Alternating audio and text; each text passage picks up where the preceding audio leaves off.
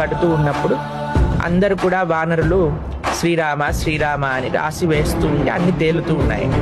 అయితే రాముడు అనుకున్నాడంటే అరే ఏముంది రాళ్ళల్లో అలా తేలుతున్నాయి అని ఒక రాయిని పట్టుకొని ఇలా వేశాడట సముద్రం. డుప్ అని మునిగిపోయింది. అందరు వానరులు నవ్వుతున్నారట, రాముడు వేస్తే మునిగిపోయింది, మేము వేస్తే తేలుతున్నాయి.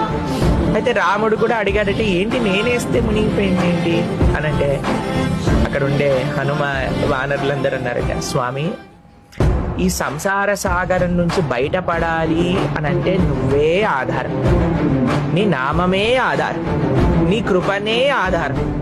అటువంటిది నువ్వు ఎవరినైనా వదిలేసావు అనంటే వాడు సంసారంలో తేలుతాడా మునిగిపోతాడా? కాబట్టి ఆ రాయి మునిగిపోయింది నువ్వు వదిలేసావని. కానీ మేము నీ యొక్క నామాన్ని ఆశ్రయించాం కాబట్టి ఈ రాళ్ళని తేలుతున్నాయి అని ఒక అద్భుతమైన ప్రస్తావన చేస్తారు. రామనామ వైభవాన్ని చెప్తుంది. కాబట్టి నిజంగా మీరు చెప్పింది కరెక్టే. రాముడి కంటే శక్తివంతమైనది రాముడి యొక్క నామం, భగవంతుడి కంటే శక్తివంత